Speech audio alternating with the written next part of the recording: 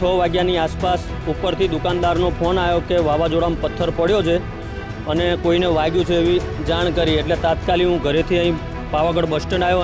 અહીં આવીને અહીંથી જીપ સ્ટાફના લગભગ 15-20 છોકરા અને સ્થાનિક દુકાનદારોને લઈને હું ઉપર જતો હતો. સ્થાનિકને જાણ કરી, પોલીસને જાણ કરી, તાત્કાલિક ઘટના સ્થળે ત્યાં પહોંચ્યા એટલે 3 જણ દબાયેલા હતા અને 1 જણ સાઈડમાં પડેલો હતો વાગેલું. 3 જણ હતા, એમને 2 ડેથ થઈ ગઈ હતી અને 1 જીવિત હતા, એમ દબાયેલા હતા પથ્થર નીચે.